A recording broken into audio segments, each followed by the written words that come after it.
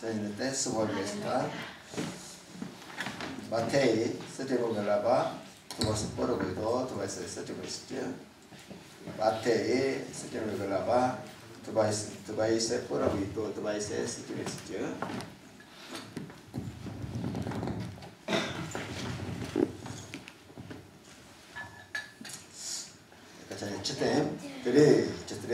Не всеки, който ми казва Господи, Господи, ще влезе в небесното царство, а който върши волята на моя Отец, който е на небесата. В онзи ден мнозина ще ми кажат: Господи, Господи, не в Твоето ли име пророкувахме, не в Твоето ли име демони изгонвахме и не в Твоето ли име направихме много чудеса. Но тогава ще им се явя: аз никога не съм ви познавал, махнете се от мене, вие, които вършите беззаконие. И така всеки, който чуе тези мои думи и ги изпълнява, ще се сравни с разумен човек, който е построил къщата си на канара, и заваля дъждът, и придойдоха реките, и духнаха ветровете, и се устремиха върху тази къща, и тя не падна, защото беше основана на канара.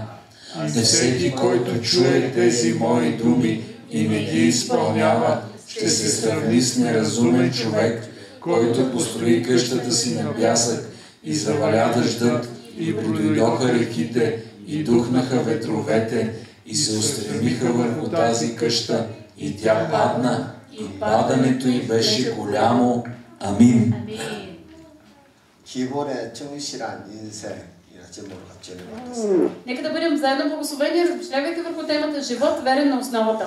Живот. Повторете. Живот верен на основата. 어떤 부인이 가정생활이 너무 고통스러워서 이렇게 기도를 하게 됩니다. Една жена е дотегнала брачния живот и се помолила последния начин. 주님, 저는 주님이 계신 하늘나라로 데려가 주십시오. Ела, Господи, отведи ме в Твоето царство. 주님이 말씀하시기를 И тогава Исус е отговорил: 내 소원을 들어주겠다. добре, ще ти отговоря на желанието. 그러나 그 전에 내 부탁을 먼저 들어드려. Но те моля преди това ти да изпълниш моето желание. 첫째로 Първо, 내가 죽으면 장례식에 많은 사람들이 올 텐데 내 집을 깨끗이 청소하고 ти като умреш на погребението ти ще дойдат много хора, така че изчисти си къщата. 또 정원의 풀도 다 뽑고 Управи 꽃을 심어라. градината, извади всички плевели и засади цветя.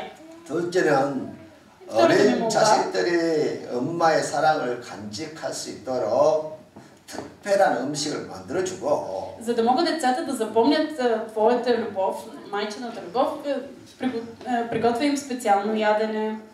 그리고 자주 안아주면서 사랑한다고 고백하라. Прегръщай ги често и им казвай, че ги обичаш. 셋째는 좋은 아내였다는 좋은 아내였다고 추억할 수 있도록 3일만 남편이 무슨 말을 해도 말대꾸하지 말고. И трето, за да те запомни мъжът ти като добра съпруга. 3 дни, каквото и да ти каже, той не му отвръщай. 남편을 열심히 사랑하고 섬겨라. Просто го обичай, усърдно и му служи. 그래서 그녀가 정말 3일 동안 그렇게 했다고 합니다. И тя наистина го направила това в продължение на 3 дни. 드디어 주님이 오셔서 말씀하시기를 И тогава и се явил Исус и казал: 이제 하늘나라로 갈 시간이 다 되었다. вече е време да те взема.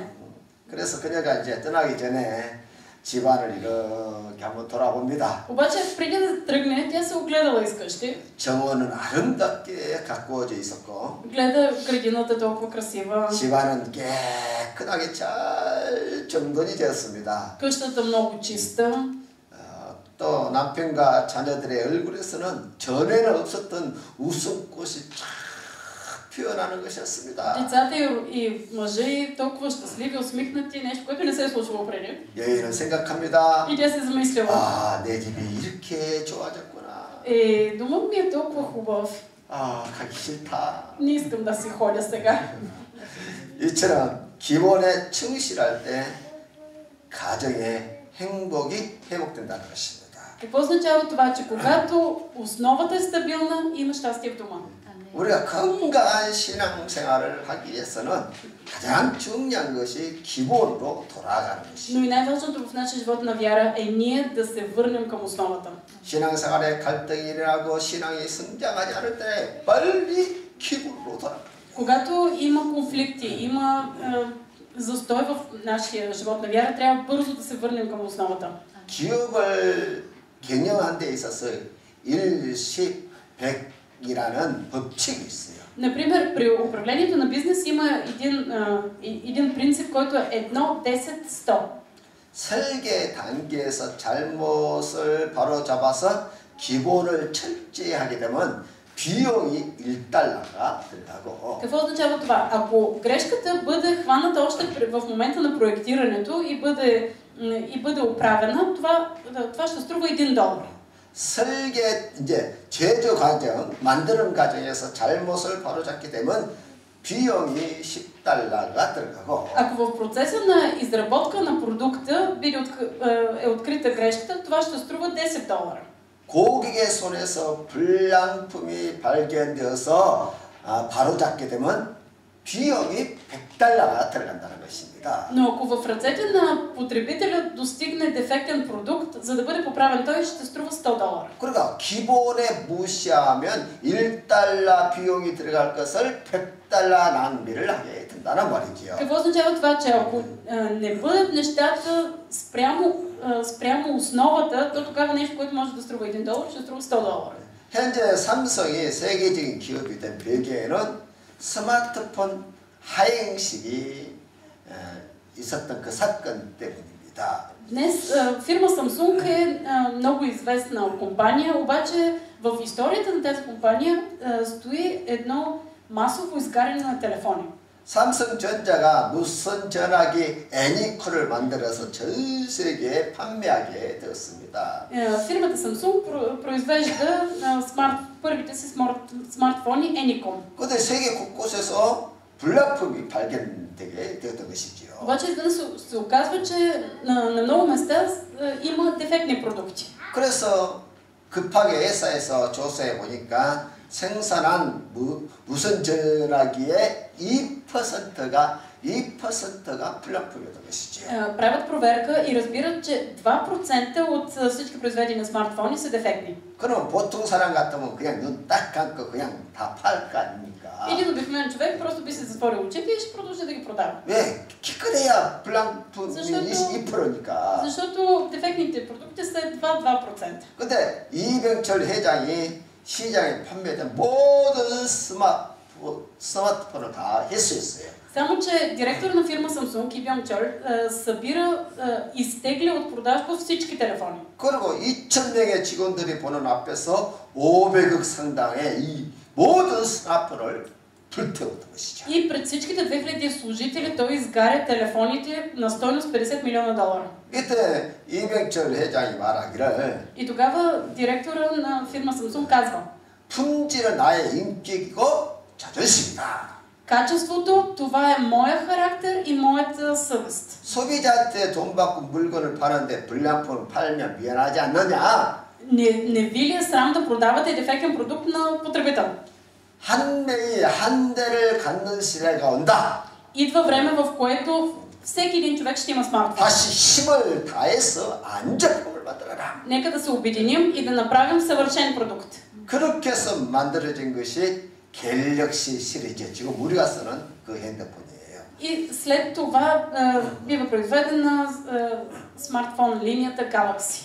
이처럼 삼성은 기본에 충실했기 때문에 세계적인 기업으로 성장할 수 있었다는 것입니다. Фирмата Samsung се превръща в световно известна компания именно защото се придържа към основата. 운동이나 예술이나 공부나 다 가장 중요한 것이 기본이에요. 기본. Най-важното при ученето, при науката или при изкуството е основата. 신앙생활도 가장 중요한 것이 기본이라는 И най-важното в живота на вяра е именно основата. 기본이라고 해서 그것이 기초, 그냥 뭐 기초가 아니라 Не просто базово ниво. 가장 중요한 그 인생을 그 신앙을 버티게 하는 가장 중요한 기둥이라는 거예요. А най-важният стълб на живота ти. 그래서 성도의 기본인 우리는 하나님 말씀에 항상 충실해야 되는 것입니다. Така че ние, които сме вярващи, ние трябва да се придържаме към основата Божието Слово. 성경에 보면 예수님은 가장 기본적인 삶을 사셨습니다. Можем да видим в Библията, че Исус живееше живот, който напълно се придържаше към основите. 예수님은 언제나 하나님과의 교제하는 것을 최우선순위로 삼으셨고 За него от първостепенна важност беше да има общение с Бог. 예수님은 언제나 하나님 말씀을 주의 깊게 들으셨고 Исус винаги внимателно слушаше Божия глас. 또 그 말씀을 지키기 위해서 그는 눈물로 기도하셨고 И се молеше със сълзи да се умее да извърши Божията воля. 또 아버지의 뜻을 이루기 위해서 십자가를 지시기까지 하셨다는 것이에요. И в изпълнение на Божията воля той дори понесе кръста. 이렇게 예수님은 하나님 말씀을 따르는 기본에 충실한 삶을 사셨다는 것입니다. Исус живееше живот, придържащ се към основата в покорство на Божието 그래서 Слово. 기본에 충실한 삶이 가장 건강한 신앙이에요. Живот на вяра, който се придържа към основата, това е най-здравословният живот. 어디서 어떤 특별한 어떤 신비한 능력을 행하지 않나 그런 무슨 음성을 듣고자 그런 데 쫓아다니는 것이 아니라 Не да ходим да обикалям да търсим къде има пророчества, къде се случват някакви невероятни неща. 건강한 신앙생활은 언제나 기본인 하나님 말씀에 충실해야 된다는 것입니다. Здравословният живот на вяра, той се придържа към Божието Слово, което е основата. 그래서 우리의 미래는 믿음의 기본기에 달려 있는 것이에요. Нашето бъдеще зависи от това, къде сме положили своята 그 вяра. 사람이 능력이 있니 무슨 신비한 무엇을 보았니 들었니 뭐 그런 것이 아니라 Няма значение дали един човек се случват чудеса чрез него, дали вижда някакви пророчества. Не е това важно. 병 고치는 능력이 있어서 뭐 사람들을 치료하는 그런 능력이 있다 할지라도 Дори някой човек да има силата да лекува. 또 심지어 예언하는 은사가 있어서 사람들에게 예언을 말한다 할지라도 Дори да може да пророкува и да говори на хората, 그에게 기본기가 없다면은 아무것도 아니에요. ако на един човек му липсва основата, нищо не е. 왜냐면 고난과 어려움이 다가오면 순식간에 그러한 믿음 무너지고 만다는 거예요. Защото дойдат ли трудности и гонения, вярата на този човек веднага ще се промени. 그래서 가장 중요한 것이 그러니까 най-важното 신앙의 기본기를 잘 갖춰야 다가오는 고난도 우리가 이기고 내 믿음을 지킬 수 있다는 것입니다. Важното е добра основа на вярата, която ще спомогне да се преодолеят гонения. 첫 번째, 반석이의 인생과 모래이의 인생입니다. На първо място живот на канара и живот на пясък. 어린이 동화책에 아기 돼지 삼형제 이야기가 있습니다. Знаем детската приказка за трите прасенца. 아기 돼지 삼형제가 각자의 집을 짓게 되었습니다. Трите прасенца се направили по-отделно къщички. 게으른 첫째 돼지는 산 밑에 대충 집을 지었고 Мързеливото прасенце, първото мързеливо прасенце, долу в подножието на планината се направило една къщичка от слама. 먹보인 둘째는 산 중턱에다가 나무 판자로 집을 지었습니다. Лакомото второ прасенце на средата на планината се направило къщичка от гради. 그리고 막내는 산 꼭대기에다가 벽돌로 튼튼한 집을 지었어요. А най-малкото прасенце на върха на планината върху скалата се изградило къщичка от тухли. 어느 날 배고픈 늑대가 이 아기 돼지들을 잡아 먹으려고 왔어요. И изведнъж се появил гладния вълк да ги изяде. 집으로 만든 첫째 집은 늑대가 입으로 후 불자 그만 집이 다 날아가 버렸습니다. Като застанало пред къщичката на първото прасенце, само я тухнал и тя паднала. 나무로 만든 둘째 집도 늑대가 와서 발로 툭 차니까 그냥 집이 무너지고 말았어요. Като застанало пред къщата на второто прасенце от гради, само я ритнал и тя паднала. 나무로 그리고 그런데 벽돌로 만든 셋째 집은 늑대가 어떤 방법을 써도 전혀 흔들리지 않았다는 것입니다. Обаче каквото и да правил вълкът пред къщата на третото прасенце, тя не помръдвала. 그래서 늑대가 어쩔 수 없이 지붕 위로 올라가고 길뚝을 타고 내려가려고 하자. И когато вълкът решил да мине през комина, да влезе в къщата, 셋째가 그곳에 불을 피워서 늑대를 쫓아냈다는 이야기예요. третото прасенце се запалило огън и така прокудило лошия вълк. 이 이야기의 교훈은 Но каква е полуката от тази история? 무슨 일이든지 적당하게 하지 말고 기초부터 튼튼하게 하라는 것이지요. Когато се прави нещо, да не се прави на 2 на 3, а със стабилна основа. 인생의 위기가 고난이 다가오면 그 사람의 기초가 다 드러나는 거예요. Когато дойдат трудности в живота, тогава става ясно каква ти е основата. 풍랑이 태풍이 몰아오면 그 사람의 기초가 집인지 나무인지 벽돌인지 다 드러난다는 Като 것입니다. дойде тайфуна, веднага става ясно дали основите ти са слама, гради или камъни. 그래서 우리는 이기에 강한 그런 신앙인이 되어야 한다는 것입니다. Ние трябва да сме хора на вярата, които имат силна, стабилна основа. 할렐루야.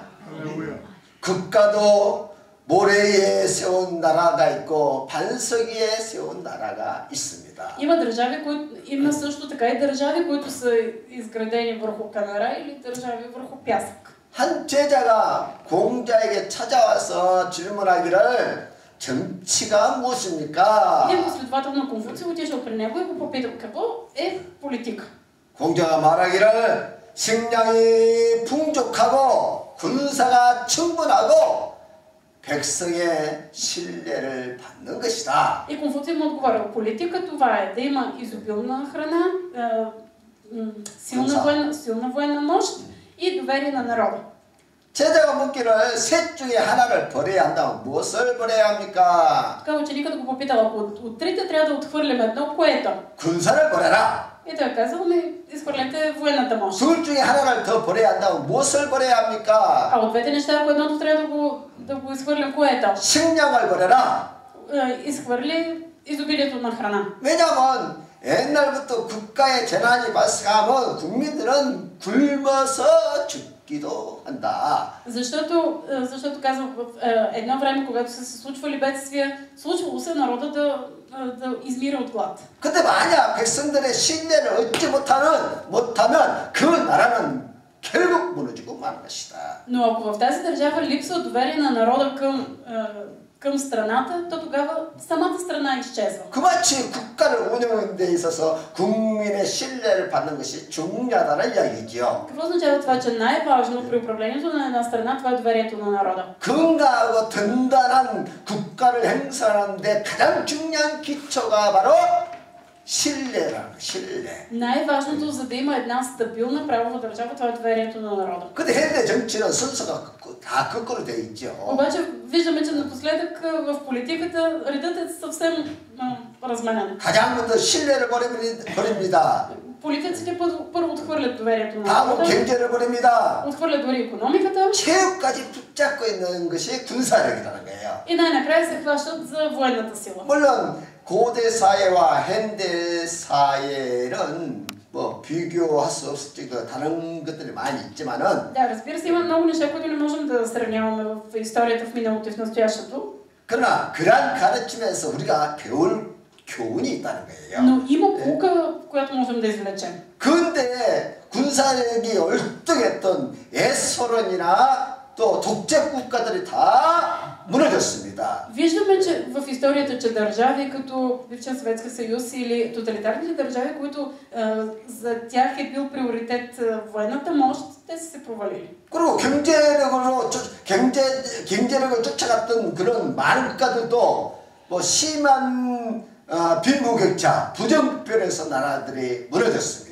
И виждаме и държави, в които за тях приоритет е икономиката, там има много голяма разлика между бедни и богати, което също срива държава. 그래서 현대도 여전히 가장 중요한 것이 바로 신뢰성이라는 거예요. И кое остава най-важното? Доверието. 국민이 지도자와 정부를 신뢰할 수 있어야만이 강한 나라가 만들어지는 것이에요. Държавата може да бъде стабилна само когато има доверие от народа към правителството. 그러나 신뢰를 잃어버리면 Ако се 이익이 случи 앞에서 доверие, 순식간에 국가가 무너지고 마는 거예요. при криза държавата е в колапс.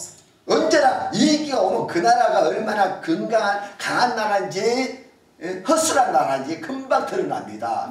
Дойде ли криза, веднага се разбира дали страната е стабилна или не. 이익에 강한 나라들은요, 국민들이 하나가 돼서 정부를 믿어요. 지도자를 믿고 따라갑니다. При криза, стабилната държава, какво виждаме при нея? Народа се обединява и всички заедно се опълчват на ситуацията. 그래서 이익 속에서 온 국민이 하나가 되어서 그 어려움을 다 극복해서 승리하는 것을 보게 되는 것이죠. Виждаме как при криза всички се обединяват, противопоставят се на ситуацията и побеждават. 그래서 언제나 이익에 가장 위험한 것은 예부의 적이 아니라 내부의 분열이에요. Същностното при криза не са външните врагове, а вътрешното разцепление. 그래서 국가의 지도자라면 항상 국민들의 마음을 얻으려고 노력해야 한다. Така че винаги водача трябва да се стреми да обединява народа. 그리고 가정도 기초가 가장 중요한 것이죠. Това важи и за семейството. Основата е важна. 가정의 든든한 반석은 물질이 아니라 Важната основа в едно семейство това не са материалните блага, 가족 간의 사랑이에요. а любовта между членовете на семейството. 가정의 이익이 다가오면 가장 먼저 도망가는 것이 물질이에요. Защото дойде ли криза, първото, което напуска едно семейство, това е материалното. 그러나 가족 간의 사랑이 있다면 Но ако в семейството има любов, 그 어떤 이기도 어려움도 다 극복하고 승리한다는 것입니다. може да се преодолее всяка криза, всяка трудност и да се победи.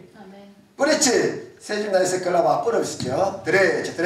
По-добре сух залък и спокойствие с него, отколкото къща пълна с пиршества и кавга. 가족 간에 서로 사랑하고 신뢰가 있다면 Ако в семейството има доверие и любов, 이것이 바로 든든한 반석이라는 것입니다. това е стабилна канара. 이런 가정은 예부의 어떤 공격, 풍랑이 몰아친다 할지라도 그것을 이겨낼 수 있다는 И 거예요. такова семейство може да устои на всички външни атаки и бури. 서로 돕고 의지하고 믿는다는 것은 Ако има взаимопомощ, взаимодоверие, разбирателство, 인생에 있어서 가장 큰 힘이 되는 것입니다. това е най-голямата сила в живота. 근데 대부분 사람들은 Но повечето хора 물질을 가지고 인생의 기초를 쌓으려고 한다는 것이지요. се опитват да градят живота си върху материалното. 물질만 있으면 모든 것이 다 가능할 것처럼 물질을 쫓아간다는 것입니다. И преследват материалното с мисълта, че то ще им разреши всички проблеми. 그러나 Само че 갑작스럽게 일어나는 재난 앞에서 물질은 아무것도 아닌 힘을 못 쓴다는 거예요. внезапно, ако се случи някакво бедствие, материалното не те ползва по никакъв начин. 죽음의 위기가 다가오면 물질은 전혀 힘이 없다는 것을 알게 되는 것이지요. Когато се направя на смъртта, разбираш, че материалното не те ползва по никакъв начин. 그리고 인생의 가장 중요할 때 필요할 때 물질은 전혀 도움이 안 되는 것입니다. Точно когато е най-важно в живота ти, материалното не ти помага. 성경에 한 부자가 그의 농사를 지어서 소출이 많아지자 크게 창고를 짓게 됐습니다. В Библията виждаме един човек, който имаше богата реколта и затова той си направи още повече жетници. 그리고 그 창고에 곡식을 가득 채워놓고 Събра си зърно 아주 만족해하는 그런 부자가 있었어요. и беше толкова доволен. 예수님이 그를 가르쳐서 어리석은 부자라고 말씀하셨습니다. Но Исус го нарича този човек глупак. 리블리안이 Luka, това е се глава 24. И Бог му каза: глупако, тази нощ ще ти изискат душата, а това, което си приготвил, чие ще бъде. Така става с този, който събира имот за себе си, а не е богат спрямо Бога. Амин. 이 어리석은 부자는 모래 위에 인생의 집을 잘 지었다는 것입니다. Този богаташ доста глупаво си е построил живота на пясък. 그런 물질을 자기만을 위해 쌓아놓고 전혀 나눌 줄 모르는 사람이었던 것이죠. Това е бил човек, който е използвал материалните придобивки само за себе си, без да има умението да споделя. 그런 그 물질을 가지고 하나님을 섬기고 이웃에게 나누는 삶을 살았으면 얼마나 좋았을까요? Колко добре би било този човек да използва материалното, за да дарява за Бог и за ближните. 그렇게 선한 일에 하나님의 일에 물질을 사용했더라면 그의 인생은 반석 위에 세운 인생과 같을 것이고. Ако той използваше материалното за да подпомага за Божието дело, то тогава животът му ще бъде изграден на канара. 그랬더라면 다가올 하나님의 심판을 미리 대비하는 지혜로운 사람이 되는 것이죠. Ще да бъде мъдър човек, подготвяйки се за Божия съд. Първо Тимотей 6 глава 18 стих. Да правят добро, да богатеят с добри дела, да бъдат щедри, да дават на драго сърце, като събират за себе си добра основа за бъдеще, за да сграбчат истинския живот. 아멘. 아멘. 이런 선한 행위가 장래를 위해서 좋은 터, 곧 반석을 쌓는 일이라고 말씀하고 있는 것입니다. Добрите дела и щедростта, те са подготовка за бъдещето. Те са стабилна основа. 그러니까 우리가 선한 일을 하면 할수록 Така че колкото повече добри дела вършим, 우리의 인생에 반석을 좋은 단단한 반석을 쌓는다는 거예요. това създава още по-добра основа за нашия живот. 그렇게 반석, 단단한 반석 위에 인생의 집을 세워놓으면은 Ако ние строим върху скала, 어떤 고난과 위기가 다가와도 무너지지 않는다는 것입니다. каквато и криза да дойде или трудности, няма да се провали живота ни. 말세에 엄청난 심판이 다가와도 이렇게 반석 위에 세워진 집은 인생은 무너지지 않는다는 거예요. Когато в последни дни настане буря, животът няма да ти бъде провал, защото е изграден върху стабилна основа. 그래서 우리 성도들은 인생을 이처럼 반석 위에 집을 세워야 합니다. Така че всички ние трябва да се градим основата, да се градим живота на добра основа. 두 번째는 반석 위의 신앙과 모래 위의 신앙입니다. На второ място, вяра върху канара и вяра върху пясък. 2년 전에 제가 한국에 나가서 한 교회에 초청받아 설교를 하게 되었습니다. Преди 2 години бях поканен в Корея в една църква да отида да проповядвам. 불가리아 집시 교회가 건축을 하다가 돈이 없어서 멈추게 되었습니다. И аз споделих, че в България една ромска църква се прави сграда, но са стигнали само до някъде. 지붕만 씌우면 어떻게든 자기들 힘으로 건축을 마무리하겠다고 말을 합니다. И казах, тези роми твърдят, че стига само да бъде направен покрива. Те вътре ще успеят да се справят с 지붕을 씌우는데 큰 돈이 들어가는데 1만 유로가 들어갑니다. обаче за изграждането на покрива са необходими 10 000 евро. 그렇게 설교가 끝나고 예배 후에 След като приключих проповедта, 젊은 집사 부부가 찾아와서 그 돈을 자기들이 헌금하겠다고. дойде едно младо семейство, дякони, и те казаха, ние ще дарим тези пари. 그 집사 부부는 직장에서 월급받아 매일 생활하는 그런 평범한 사람들이었어요. А тия дякони не бяха някакви богаташи, а просто хора на заплата, които живеят месец за месец. 내가 보기에는 어떻게 이런 평범한 사람이 그 큰 돈을 헌금할 수 있을까 할 정도로. И аз си казах, как могат такива обикновени хора да дадат такава огромна сума. 근데 그들은 성령의 감동을 받고 평생에 한 번 있을 큰 헌신을 결심했다는 거예요. Но те, докоснати от Святия Дух, бяха решили да направят това дарение нещо, което е възможно веднъж в живота. 이처럼 반석 위에 세운 신앙인들은 기회가 주어지면 힘을 다해 기쁘게 섬긴다는 것입니다. Хората, които са изградили своята вяра на добра основа,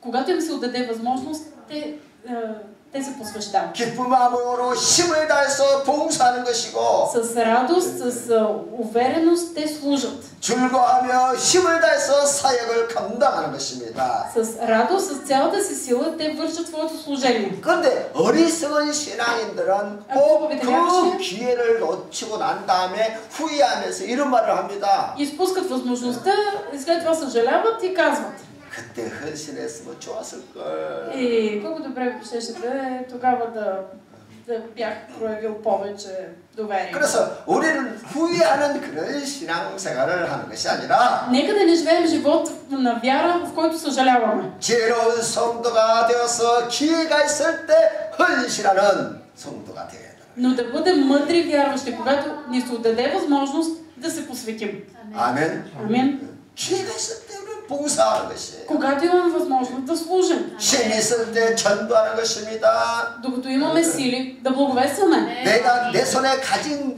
재물이 있을 때 열심히 봉사하는 거예요. докато имаме материални придобивки, нека да служим. 그러나 기회가 있음에도 불구하고 그 기회를 버려버리면 Ако имаме шансове, които загърбваме, 다시는 기회가 오지 않는다는 거예요.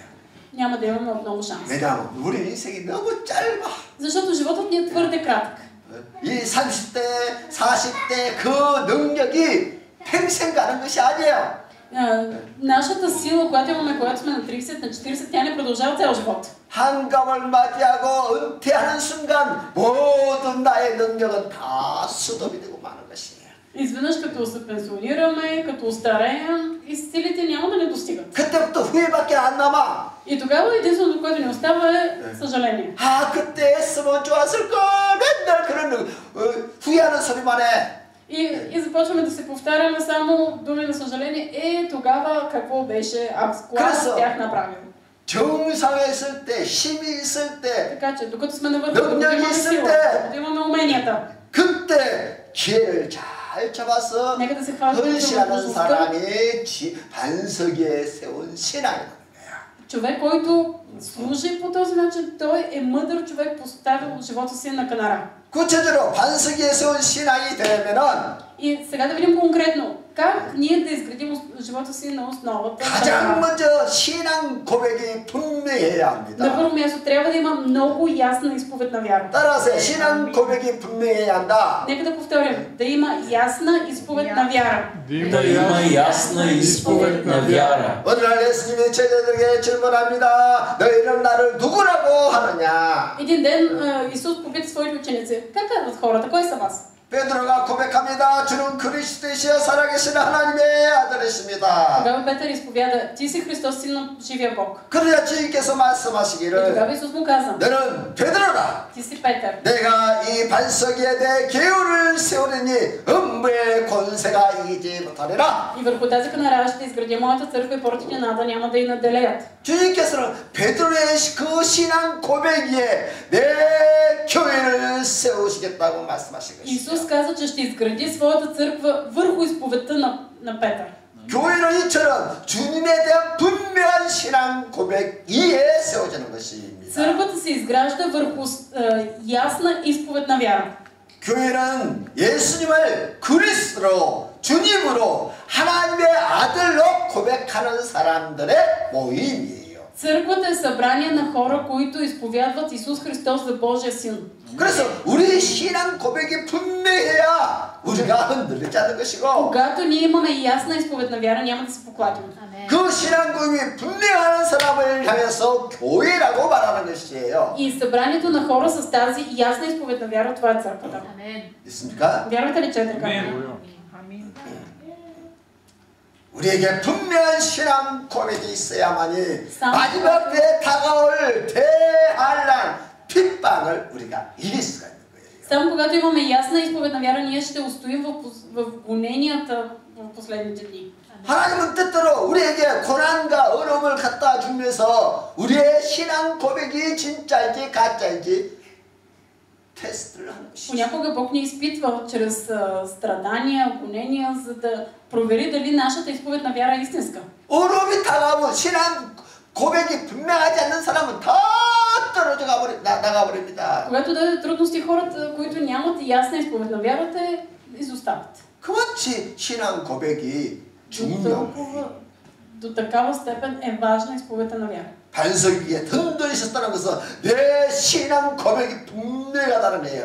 절대 흔들리지 않는다는 거예요. Когато аз градя на канарата, тогава ще имам ясна изповед на вяра и няма да се поклатя. 내 목에 칼이 들어와도 이 신앙 고백을 바꾸지 않는 사람. И човек, който не изповядва нещо друго, когато има нож на гърлото, 바로 이 사람이 반석 위에 세워진 신앙입니다.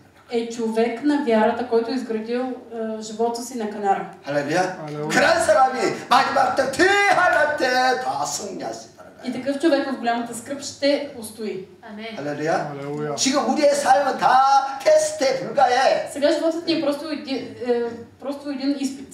지금 우리가 당하는 어려움들, 고난들 다 테스트입니다. 그냥 지나가는 것들이에요. Сега трудностите, страданията, пред които минаваме, те са просто мимолетни, те са 그러다가 우리 인생에 딱 한 번 가장 큰 위기가 오는데 и ще дойде една голяма криза в живота ни. 그게 뭐예요? И какво е то? 죽는 순간이에요. Това е момента на смъртта. 저나 여러분 다 반드시 한 번은 죽게 돼 있어요. Всеки един от нас ще умре. 그 죽음 앞에 신앙 고백이 분명하지 않는 사람은 넘어져 버립니다. Този, който няма ясна изповед на вяра пред прага на смъртта, той ще се провали. 근데 평소에 테스트를 잘 통과해서 믿음이 든든한 사람은 А този, който има ясна основа и който не се е поклащал при изпитите, през изпитанията, 그 죽음의 위기 속에서 할렐루야 찬양하며 당당하게 하나님의 부르심을 받는 거예요. пейки алилуя, той смело ще отиде пред Бог. 할렐루야. 할렐루야. 또 반석 위에 세운 신앙인이 되려면은 Също така, за да бъде животът ни основан на канара, 이제 하나님 말씀을 실행하는 사람이에요. ние трябва да вършим Божието Слово. 이 시사전에 이렇게 말하는 누구든지 나의 이 말을 듣고 행하는 자는 그 집을 반석에 지은 지혜로운 사람 같으니. В 24 стих се казва и така: всеки, който чуе тези мои думи, ги изпълнява, ще се сравни с разумен човек, който е построил къщата си на канара. 여기 보세요. 누구든지 나의 이 말을 듣고 했어요. Тук се казва всеки, който чуе тези мои думи. 이 말씀은 바로 예수님이 산에서 말씀을 가르친 그 내용을 말하는 것이에요. Става въпрос за проповедта на планината, която Исус Христос е казал преди това. 마태복음 5장부터 7장까지 От 5 до 7 глава в Матей, 예수님께서 산에서 가르쳤던 그 말씀을 듣고 행하는 자가 바로 지혜로운 사람이라는 거예요. Исус е проповядвал на планината и всеки, който е чул и изпълнява тези думи, той е разумен човек. 그 말씀을 듣고 그 말씀대로 행하는 사람이 반석 위에 세운 지혜로운 사람. И изпълнява Словото, това е човекът, който е построил къщата си на канара. 할렐루야. 할렐루야. 그러면서 21절에 예수님께서 이런 말씀하십니다. В 21 стих Исус казва: 내가 잘 쳤더래. Не всеки, който ми казва Господи, Господи, ще влезе в небесното царство, а който върши волята на моя Отец, който е на небесата. Амин. 자기 생각이나 사람들로부터 인정받는 것이 중요한 것이 아니라 не е важно ти да бъдеш признат от хората. 하나님 아버지의 뜻대로 행하는 것이 가장 중요하다는 거예요. Най-важното е да вършиш волята на Бог, който е на небесата. 신앙 고백보다 더 중요한 것이 있는데 Има нещо, което е по-важно от изповедта на вяра. 그 신앙 고백대로 행하는 것이라는 거예요. Това е да действаш според тази изповед на вяра. 할렐루야. 할렐루야. 예수님을 주인으로 고백했다면 Ако ти си признал Исус, ако си го изповядал за свой Господар, 이제는 내 가정과 내 인생의 주권을 주님께 맡겨드리는 것입니다. то тогава върховенството в твоя живот и в семейството ти трябва да бъде дадено на Исус. 내 뜻보다 하나님의 뜻을 따라서 사는 것이지요. Е да живееш според Божията воля. 세상적인 가치관을 따라 사는 것이 아니라 Не да живееш за светските стандарти, 주님의 가치관, 하나님 말씀의 가치관을 따라서 사는 것이에요. а според Божиите стойности. 말로만 주여 주여 하지 말고 Не просто с думи да казваш Господи, Господи, 삶의 모든 주권을 삶의 모든 것 고난이나 문제나 이런 모든 것에 주도권을 주님께 맡겨드리라는 거예요. Но ти да отдадеш господството в живота си, в страданията, в трудностите си на Господ. 내가 해결해보라고 열며 근심 걱정하고 맨날 비설하지 말고 Не просто да изпадаме непрекъснато в неверие, да се отчаиваме, че не можем да се справим сами. 정말 내가 입으로 주여 주여 했다면 정말 그 모든 것까지도 주도권을 주님께 맡겨라는 거예요. Ако аз съм казвал с устата си Господи, Господи, накрая трябва да му оставя и той да господства. 우리가 기도할 때 주여 Когато ние се молим, казваме Господи, Господи. 열심히 기도하면서 주님께 다 맡겨드립니다. И след това наистина трябва да оставим всичко в Божиите ръце. 그리고 집에 돌아갈 때는 나여 하고 그 모든 문제를 다시 다 짊어지고 가지고 가는 것이죠. Обаче какво правим? Отиваме си вкъщи и пак почваме да казваме аз и отново се натварваме целият товар отгоре. 그래서 신앙 고백이 Изповедта на вяра 행동으로 나타나는 것이 참 신앙이다. е истинска вяра, когато тя се проявява в дела. 그래서 하나님은 말로만 하지 말고 말씀대로 우리가 행동하라는 거예요. Бог казва, не дейте само да говорите, а прилагайте на практика. 할렐루야. Алелуя. 우리 하나님은 말로만 하지 않았어요. Бог не действаше само на думи. 요한복음 1장 1절에 В Йоан 1 глава 1 стих виждаме. 하나님은 말씀이시니라 했어요. Там се казва Словото стана плът. 그럼 하나님은 그렇게 Да, 하나님 말씀이시다. да, Бог е Слово. 그럼 하나님은 말씀 안 했어요? Но Бог само в Словото ли беше? 요한복음 1장 6절에 보면 말씀이 육신이 되어 오셨다 그랬어요. В Йоан 1 глава 6 стих виждаме, че и Словото стана плът. 그 말은 하나님께서 말씀하신 대로 그 말씀을 이루시기에 오셨다는 말이에요. Тоест Бог, пребъдвайки в Словото, за да извърши това Слово, той стана плът. 그리고 하나님이 우주 창조도 그냥 말씀 안 하고 끝난 것이 아니라 Бог не просто каза дума и сътвори света, 그 말씀하신 대로 성령이 운행하면서 우주를 만들어낸 것이죠. но според това Слово той действаше в света чрез Святия Дух. 성령이 운행하면서 Святия Дух управляваше. 그 말씀대로 만들어내. Според това Слово имаше сътворяване. 하나님 말씀으로 끝나지 않고 예수 그리스도로 오셔서 그대로 일을 다 추진했다는 거예요. Божието Слово не приключи само с изговаряне, но Исус стана плът и дойде да извърши Божието Слово. 할렐루야. 할렐루야. 그래서 말씀하신 하나님께서 인류 구원을 이루기 위해서 직접 행동하신 것이에요. Бог, който говори, той извърши и на практика. 야고보부터 이걸로 читан했을게요. читре. Каква полза, братя мои, ако някой казва, че има вяра, а няма дела? Може ли вярата му да го спаси?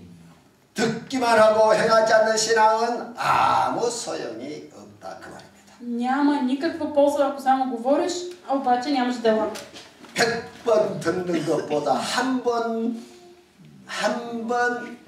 보는 것만 못하다는 말이 있어요. Има една корейска поговорка, че 100 пъти чуто не е като веднъж видяно. 신앙생활도 마찬가지입니다. И същото важи и за живота на вяра. 100번 듣는 것보다 한 번 행하는 것만큼만 못하다는 거예요. 100 пъти чуто не е като веднъж извършено.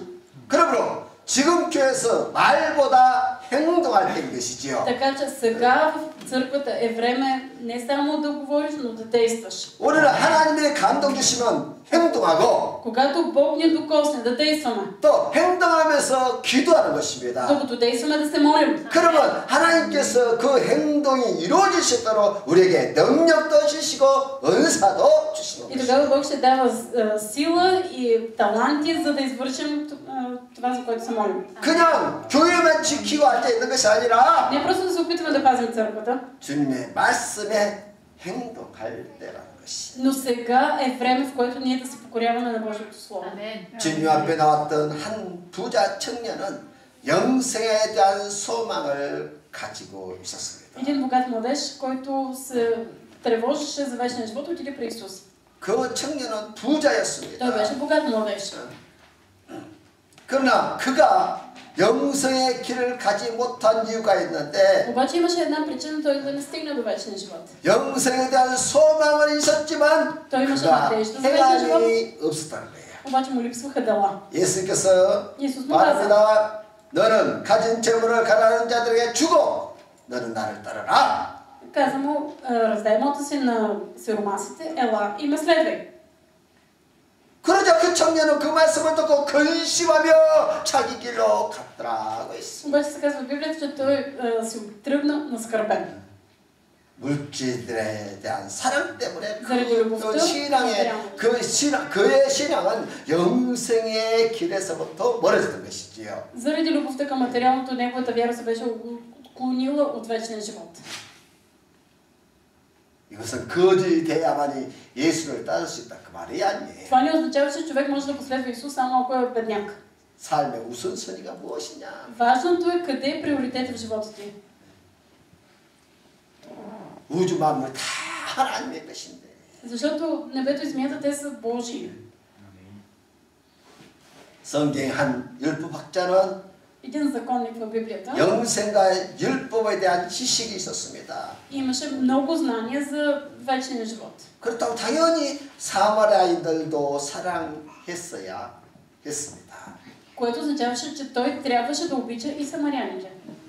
그러나 그는 책상에 앉아서 나의 이웃은 누구인가 고민하다가 Само че седейки само вкъща на бюрото, размишлявайки върху това кой е моя ближен, 결국 영생의 길에서 멀어지고 말았다는 거예요. накрая се отклони от вечния живот.